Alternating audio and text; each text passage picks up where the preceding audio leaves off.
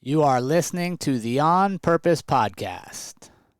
What's up, everybody? Welcome to this week's edition of the On Purpose Podcast, where it is our mission to inspire, motivate, remind, reflect, get you thinking, get you listening, get you questioning, maybe even getting you curious about what life's all about what that moment you're about to interact in is, what it's all about. What am I being tested on? What am I supposed to teach? What am I supposed to learn?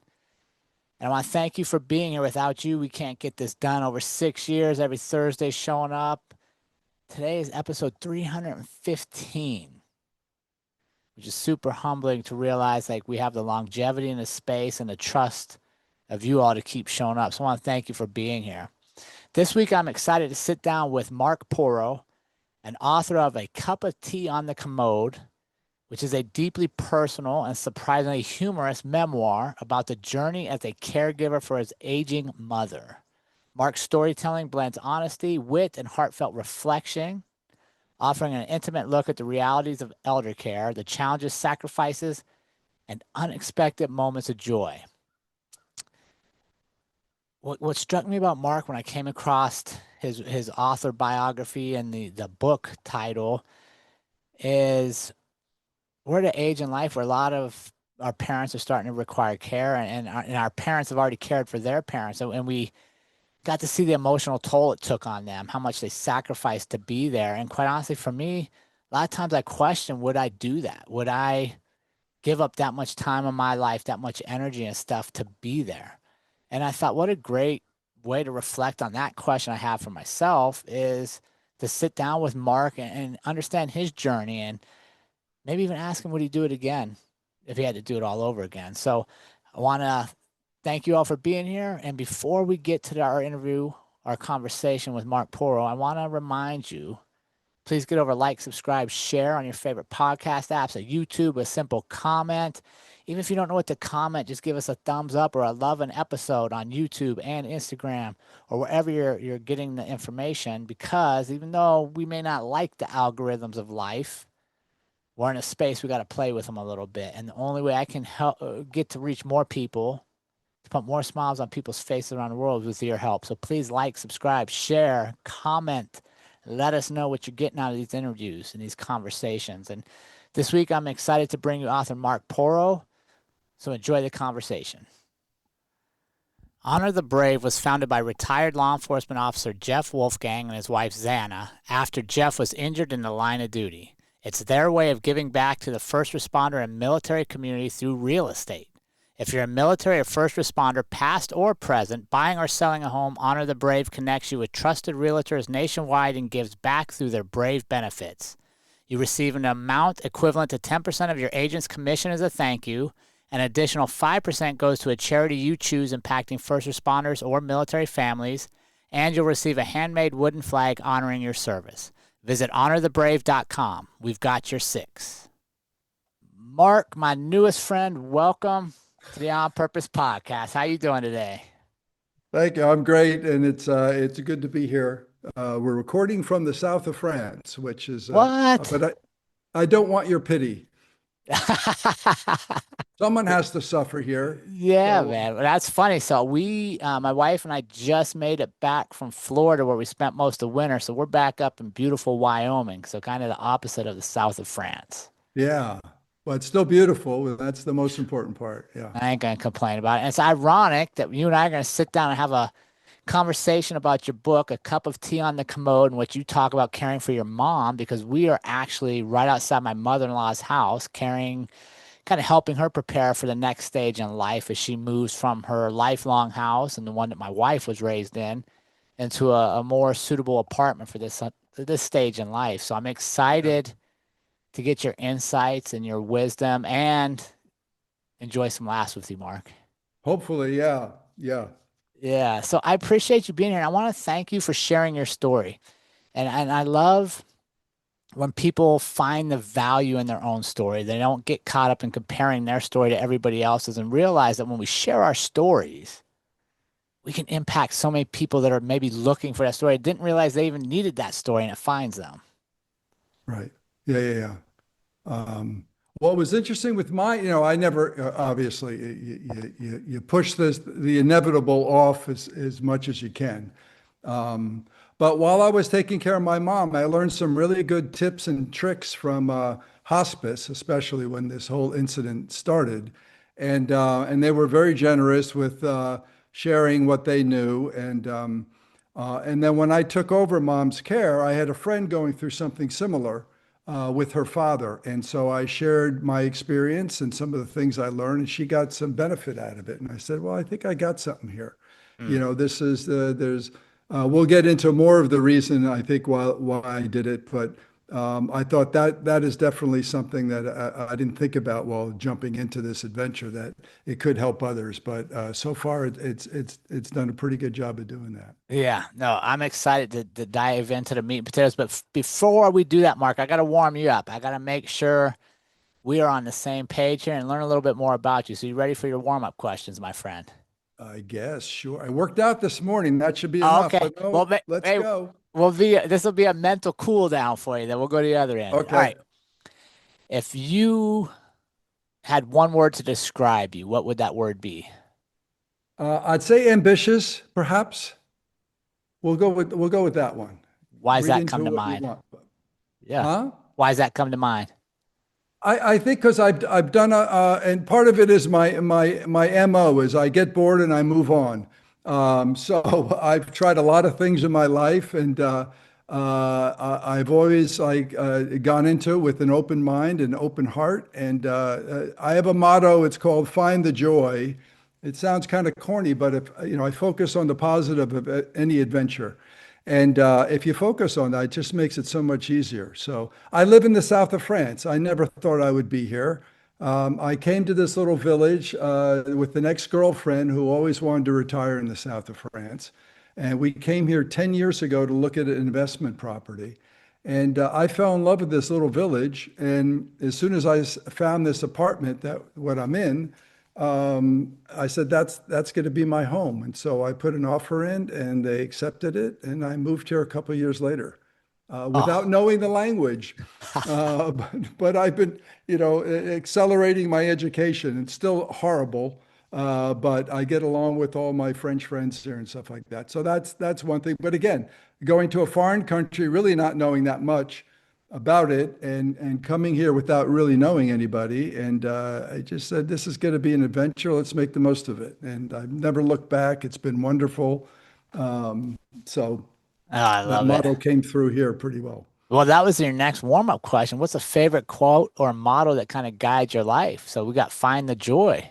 Oh, that would do it. Yeah. I have one that came out recently. It was very funny. So I did a book signing here in France, and the building that we did it in a big city about 50 miles away from here, Montpellier, was the Nelson Mandela building. Mm. And I have a friend in South Africa who was good friends with him. And actually, when Nelson got out of prison, his wife wasn't ready to have him back yet full time. So he lived with Carolyn and her husband for about a year and a half before he could get back into his good graces with his wife. And I didn't know all that before, but we were actors together in Los Angeles, and then she moved back to South Africa and did very well. She married a billionaire and who happened to be very influential and good friends with Mandela. So that was very cool. So anyway, the reason I brought that up is Mandela, his motto, or one of his famous quotes was, "I don't lose, I either win or I learn." And I thought that was fascinating. And I joke about it. I started 5 nonprofit businesses, though none were intended to be nonprofit. But with each, I wouldn't say failure, but with each experience, I took what I learned and moved it, and used it in the next one, and the next one, and the next one, and so on. So the snack food company actually became a pretty good enterprise, but the few things leading up to that, maybe not so much. All right, Mark, if your life had a theme song, what would that song be? Well, being from New Jersey, by law, you have to pick a Bruce Springsteen song, Oh, but there I'm you not go. going to. I would say 10th Avenue Freeze out for my Jersey friends. But when I was working in my factory, my snack food company, it was like a 24/7 business. It ended up being almost a one-man operation on the West Coast, and my brother did sales on the East Coast. And when I'd be, let's say, at the packing machine, 8 hours straight packing these Grandpa Poe's originals. I would have a soundtrack going on my, I think it was iPod at the time. And whenever this song came up, I got up and danced. It was my break. And I'd say, thank God nobody's here to see this, but it was my break. And the song is Ain't No Stopping Us Now. Oh, And nice. on the dance scale, I'd say it's a 92. It's just great. And yeah, so whenever I hear that song, I have good memories of Ah, even though the factory work was somewhat tedious, but that was a good break song. And it's a happy song. there you go. All right, what's a favorite book or a book you're currently reading? Either one. Okay, if I had to pick, I have um, two are father-son stories, but I'll just go with Shoeless Joe. Ooh, nice. Was written by W.P. Kinsella, and that inspired The Field of Dreams. Yeah. Though I had a good relationship with my dad as an adult, we had some contentious times, especially around baseball. He was a baseball coach, and I was a kid who hated practice. And so that story I love, and I took my dad to that Field of Dreams actually when he came out to visit me in L.A. And at that time, the movie had been out for several months. So we were in the Egyptian Theater on Hollywood Boulevard with maybe three other people, this enormous theater. And the ending, if you remember the ending, where he actually got to play catch with his dad for the first time. Got to have a catch. My dad, I never saw my dad cry before, and I believe he cried at that ending, and he knew why I wanted to take him there. So, Have you been and out the ending kills me. have you been out to Dyersville to visit it yet? No, I've plenty of pictures. No, but did you? Have Yeah, you? yeah. We actually, Yeah. yeah, we went there and spent the afternoon. Same thing. It was always a bucket list deal, and we were traveling across Iowa, and we just Googled it. And we ended up being fairly close, so we went out, and my wife and I and our little dog had a catch in the outfield. Oh, cool. Yeah, that's pretty cool. And I have some people that actor friends that I knew that were in that. So it's like Okay, had a yeah. chance, but no. All right, final warm-up question, Mark. You get to have dinner with one person. Who would you want to have dinner with, and what would you want to ask them? I may get in trouble with this one. So I would have dinner with the Virgin Mary and really get the scuttlebutt on that whole thing. That's a great one. I love Come it. on, Mary. Come on. You would definitely know some answers that might shake some things. Yeah, yeah. Oh man. All right, I gotta tell you, Mark, that might be the funniest answer I've ever gotten there, and definitely was not one I'd expected. Oh, good. Okay. Well, we like surprises. Yeah. All right, so as I was preparing for this, I found a clip from you on another episode that another show that I really enjoyed, and it was talked about you taking your mom in for a mental test, and she couldn't remember some questions, and the doctor's like, "Oh, we think you have early Alzheimer's," and you were like, "Come on, doc, I don't remember half of this stuff," and I loved the humor you brought to what can be a heavy Yeah. stage in life. So, talk to us about that journey for you, and how did you get involved, and when did you know that humor was going to be something you would use to make your days better? Well, both of my parents were pretty funny people. And so we grew up with a lot of humor in the house. And there was some stress and tension. They had a pretty contentious marriage for a while. They were a Catholic couple that were going to be married until death till they part. But there were some issues. And I think that what was good for us, I think the six kids, we all got a lot closer.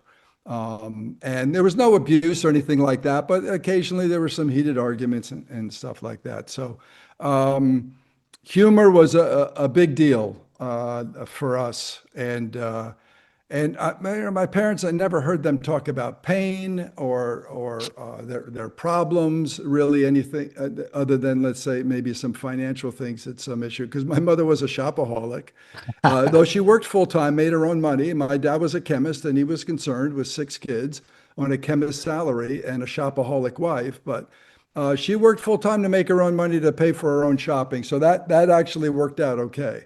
Um, but they were both funny, and my siblings are all kind of kooky in their own way. And so humor always is part of my life, no matter what I do. And so especially in stressful situations, if you can crack a joke, that helps relieve a lot of the stress and tension and maybe in a certain circumstance.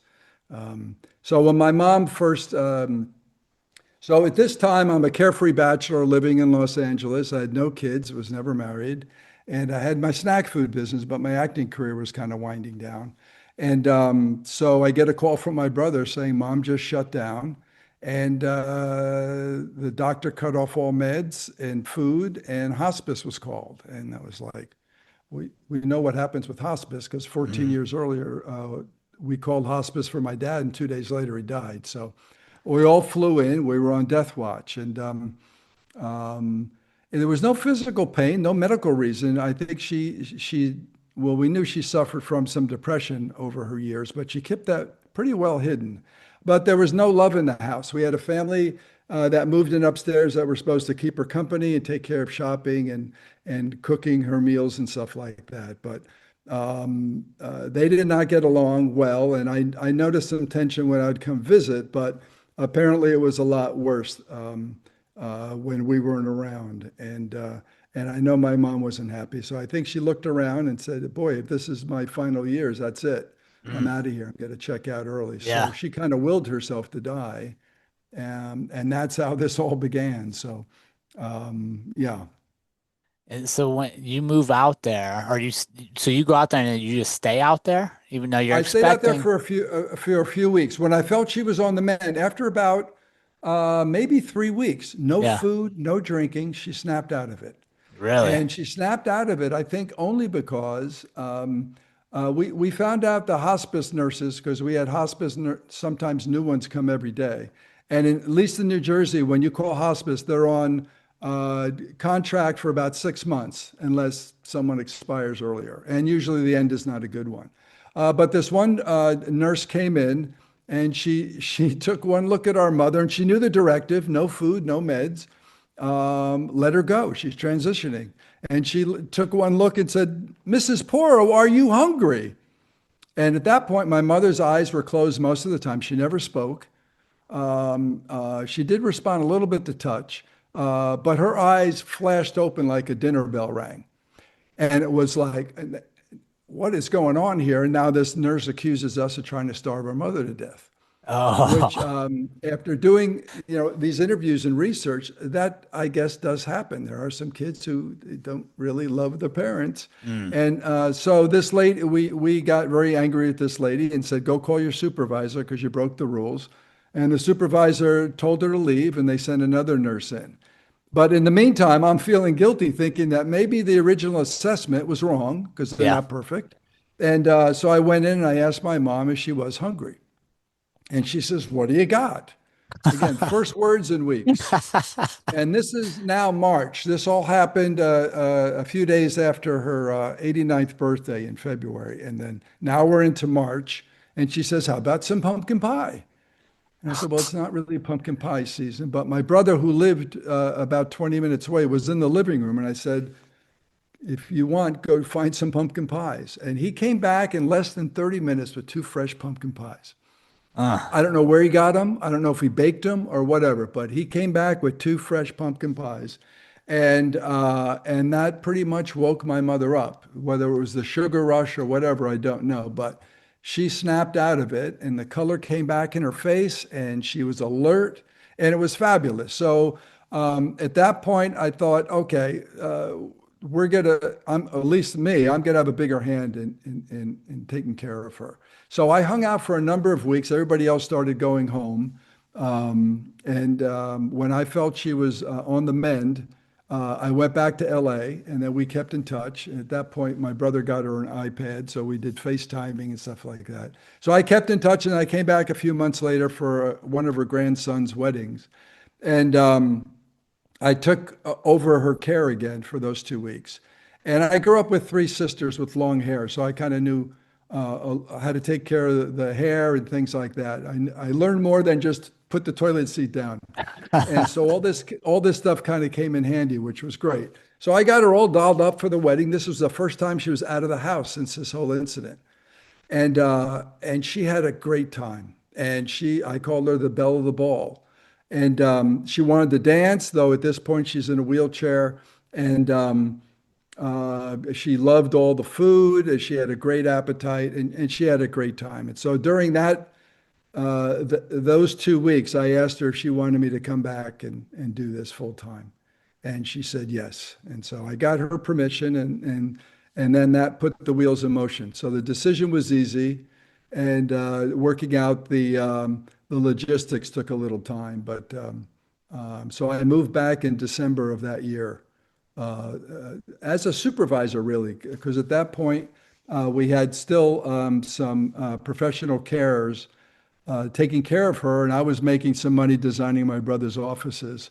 So I would live there, but during the day I was working, and then I would also hang out with these care workers to learn whatever I could about, if I did take over. So I think again the wheels started turning where I was thinking maybe I got to do something about this, and so Talk to me about that that's what relationship got it with the the whole time. care workers. How did you want to learn from them and interacting and treating them differently than just coming in and going through the house?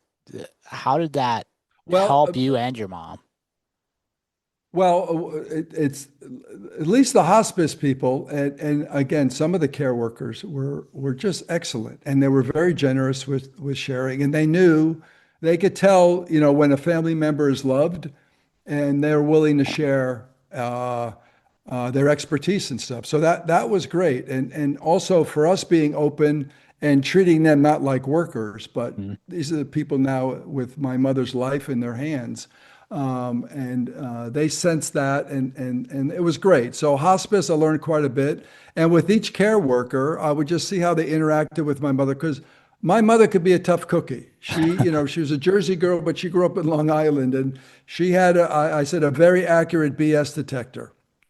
And if that went off, it was a real tough time trying to get her confidence back.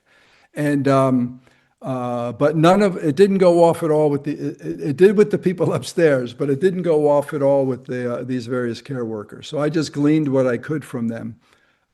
Just to, wanted mom to know she was loved and we cared about her and wanted to do as much as we could for as long as she wanted to be here. Mm. How did that change? How did that pumpkin pie moment change her outlook on wanting to live, do you think? Well, I think I have a chapter in the book called A Silent Scream. So I think she wanted some love back in the house. Mm. And there wasn't much there before all the kids came back. So having all her kids there showed that she was loved, and we wanted her to be around, stay around for a while. I think that was an important factor. Again, with the pumpkin pie, it might have been the sugar rush, because she downed half the pie the first day, she downed the other half the next day, and the third day she downed a full pie. And then she moved on to sherbet, 8 bowls of sherbet a day. Jersey was running out of sherbet. This is March and April. We had to keep running out and getting half gallons and half gallons. And we realized she was probably on the most continuous sugar high, but she was back. And we said, you're 89, whatever you want. And then we Mhm. slowly got her onto real food. But I knew when she was back, because um, I hadn't been back there for a number of months, because my mother, again, with this depression, she became kind of a grumpy old lady, and I didn't like being around her. And if you took her out in public, she would make sure everybody had a miserable time. And so I stayed away, I guess, quite a bit that previous year. And so when she snapped out of it with the pumpkin pie, she hit me with, "Well, I haven't seen you in a long while." So I knew she was back when she could get back to guilt tripping. Uh, that's so good. Where did the title of the book come from? Was there a specific moment that led you to titling this? Yeah, we had a number of rituals that we came up with, but her favorite beverage was a cup of hot tea, skim milk, no sugar. And at this point, getting her in and out of the bathroom was not so safe. So we put a commode bedside. And sometimes Mother Nature took a little longer than was comfortable for either one of us. And this is when I was doing the 24/7 care. So kind of as a joke, I said, "Would you like a cup of tea while we're waiting?" And she said, "Sure." And it became a hit. And so not only was I multitasking, she was a multitasker too. And so this became part of our morning ritual, which was great.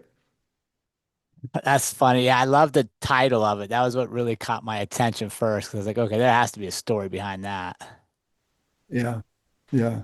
And I had another one in mind, another a title, but as I was writing and getting deeper into the drafts, this just kind of popped up. And I said, that is pretty catchy. So let me run it by a few people. And I think my oldest brother said, who wants to think about that? I said, it's great. It's catchy. Yeah. And he's since come around. Oh, good. You swayed him too. Now, talk to me about like maybe one of the toughest moments you faced and how humor helped guide you through that.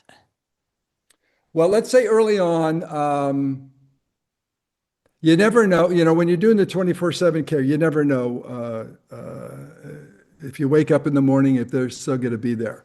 Mhm. And so you're always alert, waiting for, some sound or something. And at this point, I was upstairs and she was on the first floor.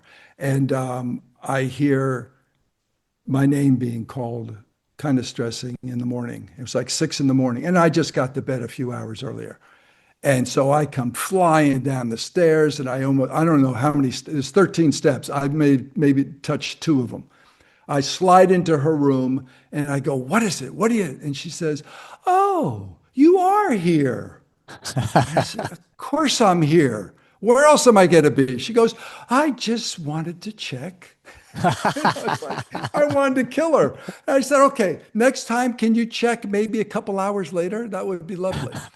Um, so there were certain moments like that where again I think, okay, this is, I've got to think of more of the humorous side of this because obviously she's not sure if anybody's in the house, right? Hmm. And there were other times when she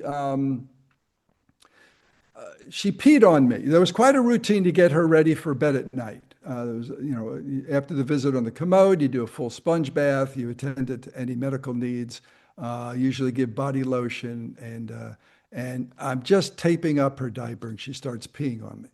Now that's cute if you're a new parent with a Yeah. newborn baby, not when it's your 90-year-old mother. And I look at her, I go, "Mom, I was just finishing. Why now?" And she says, "It's natural."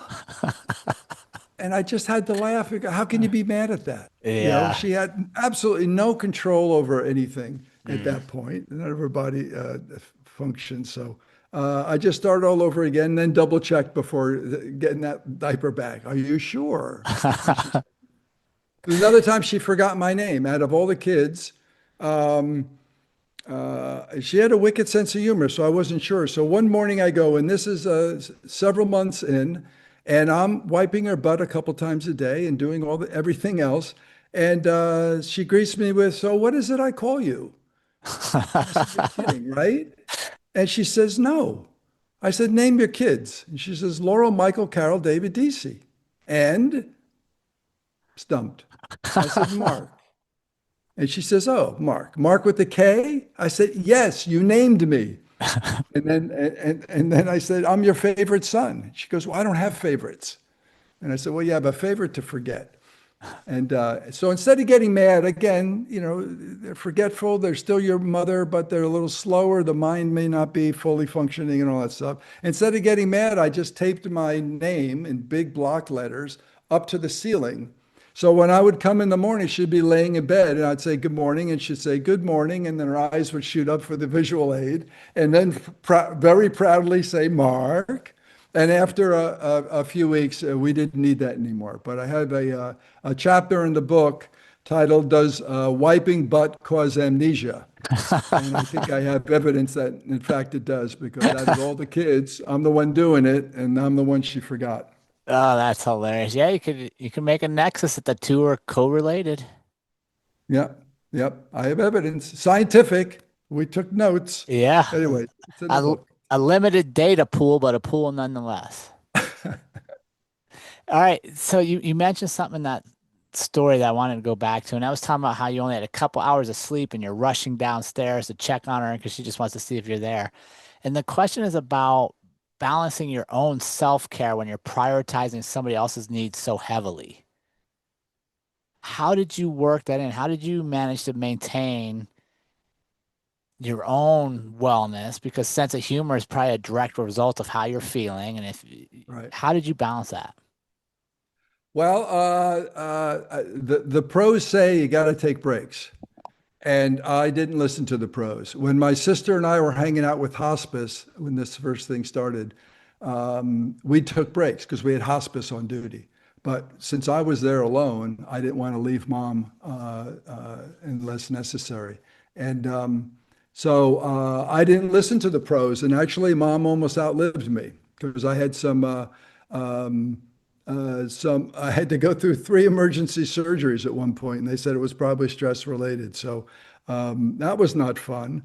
But I learned a lesson. So, there's a reason on airplanes why they say put your oxygen mask on first before tending to your loved one.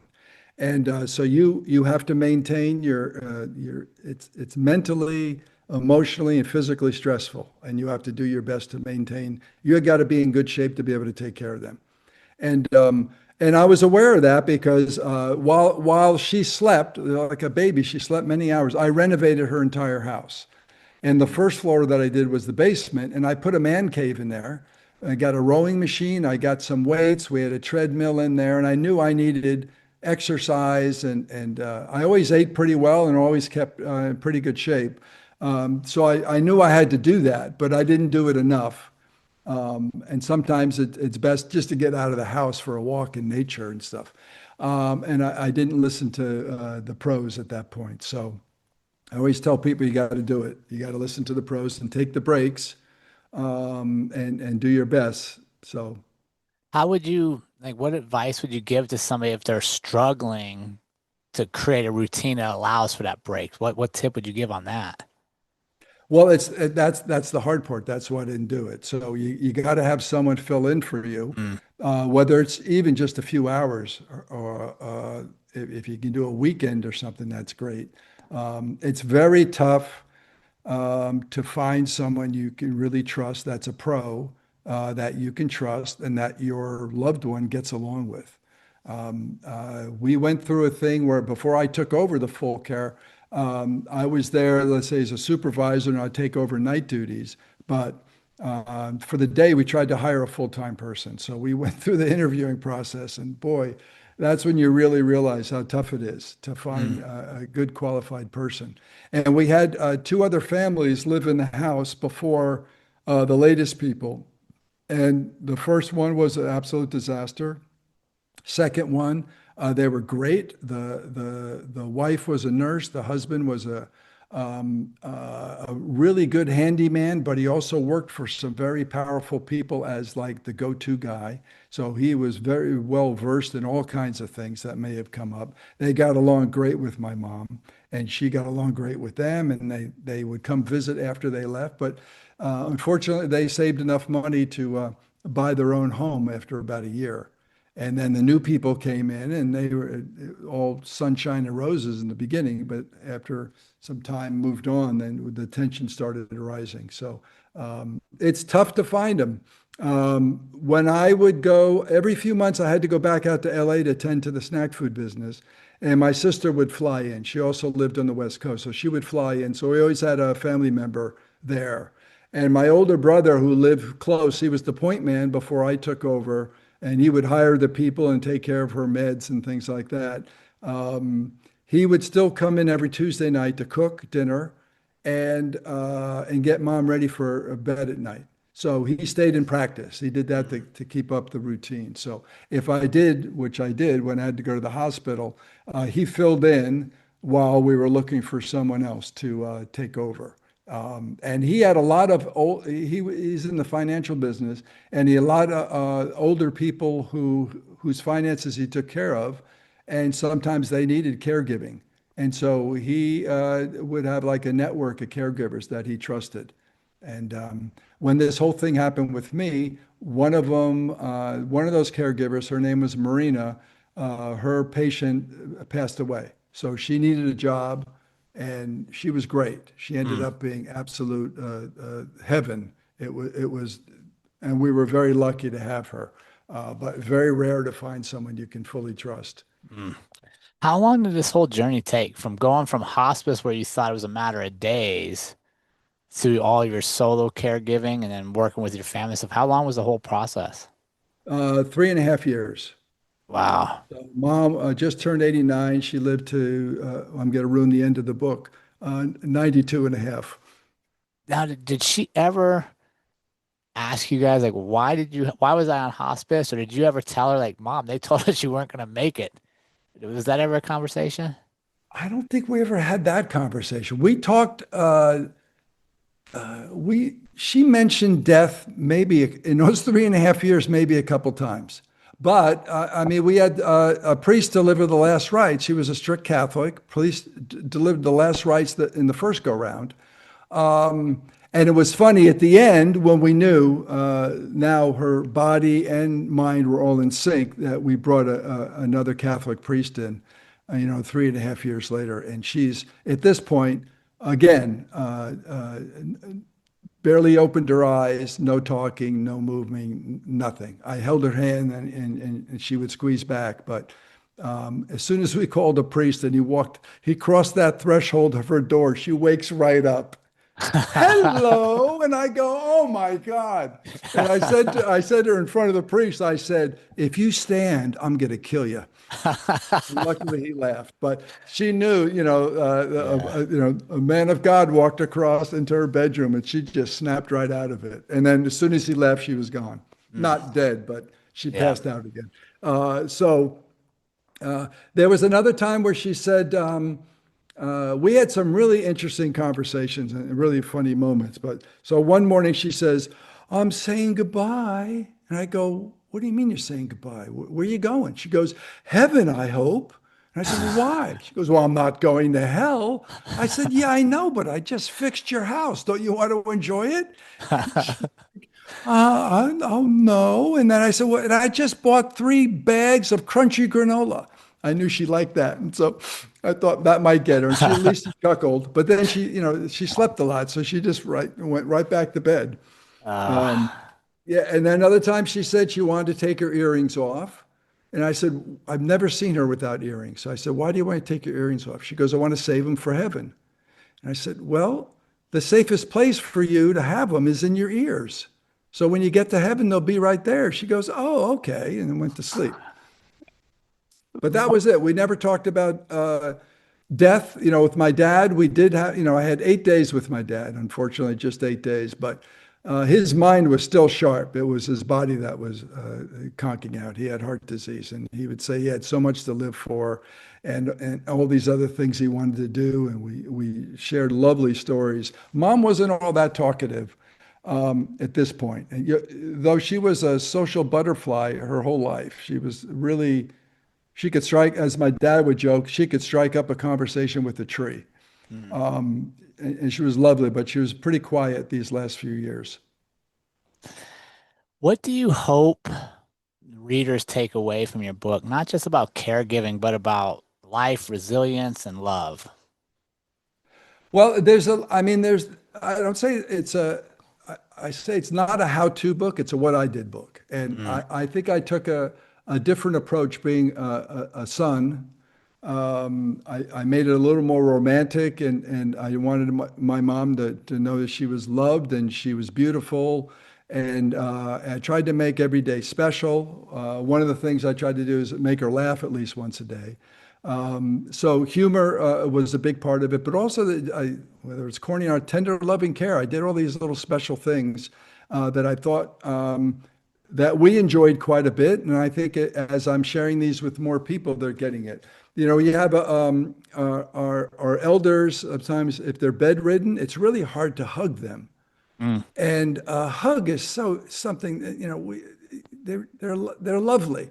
And as we get older, we still want to be loved, we still want to be hugged and all that stuff. So when I would get mom ready for breakfast, her legs were still pretty strong for being bedridden, but I would help her stand up, and I would make sure she wrapped her arms around me, and I picked her up underneath the arms, and before getting her to the wheelchair, I'd say morning hug, and we would embrace, and it was just a lovely little moment, and I didn't think that much of it, but this is something we did almost every morning, and those little things are really important, and then I'd sit her in the wheelchair and take her into the kitchen. Also, I felt when I first came on board that her dignity was kind of whittled away from her experience with these other people. And so I wanted to return not only dignity to her, but to her home. And so the first thing I did is bought her a new wardrobe. And so you want to cheer anybody up, especially a lady, a new wardrobe's going to do it. And it was great. And her reaction to that was lovely. And then she worked full time and she had 6 kids, but she treated herself to a weekly visit to the beauty salon. And I know she enjoyed that. She got a shampoo and set and got her nails done. She had beautiful nails. And whenever she came out to visit me in Los Angeles, I would take her to my friend's salon in Beverly Hills. And she got the movie star treatment, and I knew she really enjoyed that. So I tried to create that in her house. I didn't know the last time she went to a salon, had her hair done or anything like that. Now it was very long hair. It was beautiful, like she had as a child. But so I called it Day of Beauty. And while she was, I normally gave her 2 sponge baths in the morning and at night. But on Day of Beauty, while she was on the Commode, I soaked her feet in Epsom salts. I shampooed and rinsed her hair. And then I tended to any medical needs. And again, she got a full body massage with lotion. And then she got a new diaper. And then she picked out what she wanted to wear from her new wardrobe. And then I did the morning hug and then put her in the wheelchair and then blow dried her hair and put it in a ponytail or for bonus points, a braid. And I gave her lipstick and then I did her nails. I didn't think that much of it. I just thought, oh, this is a nice little gesture. And then as I'm wheeling her into the kitchen for breakfast, we passed a big mirror in the dining room. And I parked her in front of that mirror. Now, I don't know the last time she looked in a mirror. And I don't know the last time she looked in the mirror and liked what she saw, but what she saw that day was what she loved. And I just leaned in and said, "Who is that pretty girl?" And she just beamed. And I said, "Oh my gosh, the power of this little thing." I didn't think, again, that much of it, but it was powerful. And it had a huge effect on me, but also everybody that saw her because she felt beautiful. And I learned a good lesson is wanting to feel pretty doesn't fade with age. It's very important.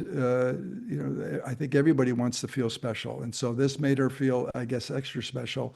And so I parked her in front of that mirror every day and just said, "Who's that pretty girl?" Because I wanted her to know that she was not only loved, but we felt, it's our mother and she's beautiful. And it was infectious.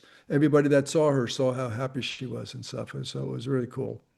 That's so powerful to give somebody back their dignity, right? Yeah. Yeah. And We all deserve it. And it's a shame that it disappears at some point. But yeah, it's great when you can return it. yeah, no, that's an amazing story, Mark. What would you say to someone that's listening in our community that's maybe stepping into a caregiver role for the first time in their life? What's one piece of advice you wish you would have known when you started? Well, take the breaks, first of all. I would have to say what was nice about my life experience before this, because I did this when I was like 55. So I had a design career before that. And in design, empathy is a big component of designing. You have to take in the end user and understand them, walk in their shoes and stuff to see how they're going to react with whatever you're designing, whether it's a logo, a toaster, a gas pump, anything. So empathy was something that was always kind of ingrained in me. But patience also, But I would say, and acting came in as a very important component also because for a son, at least, I'm looking at my mother naked for the first time when she's 89. And you're seeing what the years have done to her and what gravity has done to her. And I didn't want her to feel uncomfortable with my uneasiness. So as an actor, I said, listen, I'm now the caregiver. I've got to play that role. She's still my mother and my loved one, but now she's also my patient, and I got to be a pro. So I got to get over it and get on with it because I got work to do. So that kicked in very early, and I was very fortunate, I think, from my experience. So I would say to people taking this on, if they're thrust into it, if you're not comfortable and you can't keep that uncomfortableness out of the room, find someone who can, because you don't want your loved one to feel guilty and feel like they're a burden to you. You got to find the joy. Again, back to this motto. If you can find the joy in it and keep that smile on your face and keep any of the negativity and the discomfort and stuff that you're having out of the room, that's the best thing to do. And then again, we had, let's say, out of the six kids, two of them were very hands off. They weren't comfortable doing it, and that was fine because they helped in other ways where it was in their wheelhouse. And so there was no bitterness or anything about any of the kids. When my younger sister is the one that hung out with me in hospice, she had five kids of her own in a business in Michigan. Whenever she came in, she jumped right back in to help out, which was great. And then my oldest brother, Michael, would again do those Tuesday nights without fail all the time. And with I have to say a little less tender loving care than my version, but it got the job done. I would see Yeah. the look on mom's face as she's face planted into the hospital railings as he's rolling her over to wipe her fanny.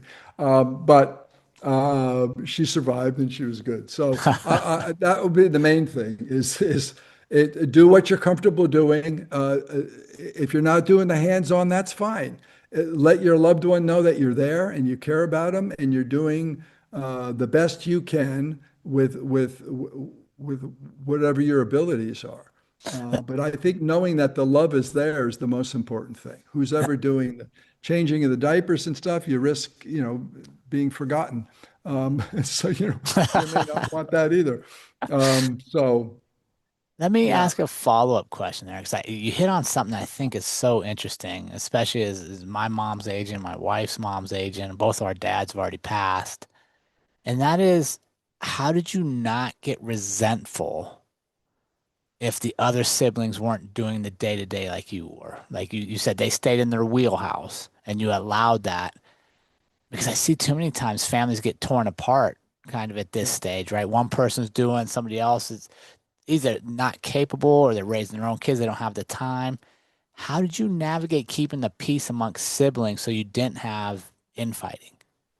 Well, I was very lucky, I'd have to say, because once I got mom's permission, and they would see how I was doing things, and I was pretty successful with a lot of stuff, especially like when I was renovating the house. They all knew I was a pro at doing that, and they saw how mom was being treated and how happy she was. So they all yielded. They were great. There may have been some things I don't know about, but from what I could tell, everybody was fabulous. And my oldest sister again would come in when I had to go out to LA, and she didn't find the joy in it that I did, and she was always just mystified at how I could enjoy this as much as I did. But you go through that stuff, and you see your mom smile or pucker up for a kiss, and or squeeze your hand in those quiet moments. And that was all the payback you needed. It was just those are lovely moments, and I was fortunate to have many of those. And so I don't really feel guilty because I chronicle it in the book, but there are a lot of special moments that if I didn't write this stuff down, that I maybe would have felt guilty because they missed out on all this stuff. And so it may have been selfish on my part to say, I want to be here, I want to do all this stuff because I get a lot out of it too. So yeah, I think again, if you put the onus on your loved one, and they're the most important thing, you do what you got to do. to reach that goal, which was to keep her happy and safe. Um, and and I have to say, I was very fortunate from all these other stories I hear. The siblings were great. That's fantastic. I want to shift gears with you, Mark, before we wrap up. And you said something at the very beginning that caught my attention. And it's something I'm pretty good at as well. And that's that you said you get bored and you move on in life. You've done a bunch of different things. And that's kind of my story too. I jump around, I do things until I don't find it entertaining or fun, and I go find something else. Talk to me about how you give yourself permission to not hold on to who you were to recreate something new. In this particular circumstance Just or in anything? life, just in life, going from the snack Wow. food to acting to full-time caregiver to moving to south of France. Because so many people I find don't really want to continue living the same life they've been, but there's security and safety there, and they won't take that leap to what could be. I don't know. I think I've always had an adventurous side. I think that growing up, I was the fifth out of the six kids. So I've got two older brothers, two older sisters, and a younger sister. And we were all, I think, because of my parents, both worked and they were both very independent, financially and emotionally. And I think all of us are as well.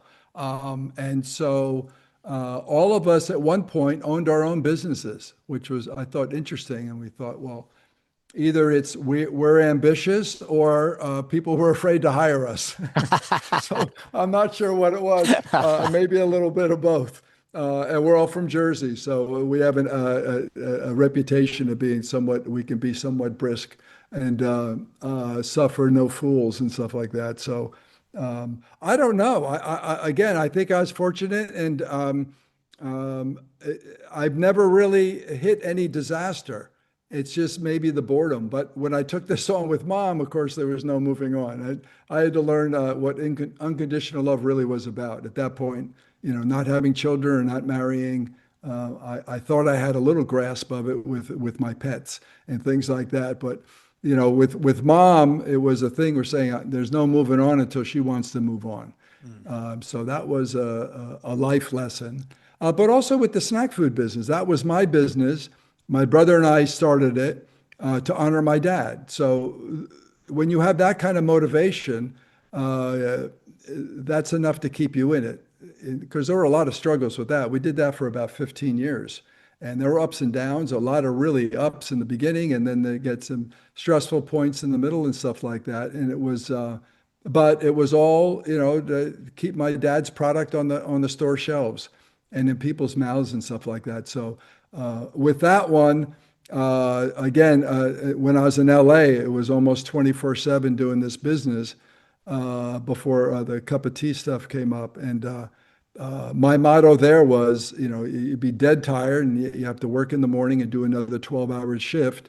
And it's like, I love my job. I love my job. I love my job was that motto. And I said, if I kept repeating it, I'm going to believe it. And there Yeah. were times where your fingers are cut and bruised and your body is aching, but you got to do another 12 hours because you're the only one who can make this stuff Mm. at this point. And so you got to move on. So if you have I think a good motivation, and certainly giving your loved one a lovely way to leave this earth is certainly should be motivation enough. Um, that certainly helped me throughout life. And also growing up, watching both of my parents set examples. They didn't really lecture us about a lot of stuff, but we watched them do the right thing Mm. and good deeds and caring for others and things like that. So we just grew up, a lot of this stuff was normal. So again, taking this on for mom was just the right thing to do. So there's no question about doing it. Mark, it's been an honor to sit and talk with you today. Where can our community connect with you, follow along on your journey, pick up a copy of A Cup of Tea on the Commode? If they Google a cup of tea on the commode, we're everywhere. The website is cupofteeonthecommode.org. My email is a cup of tea on the commode at gmail.com. I've got a YouTube channel with a lot of funny little videos, probably over 180 of these things now. And I mean, from TikTok to Pinterest to LinkedIn, it's all over. So Yeah, if they just do that, a cup of tea on the Commode, they'll find me.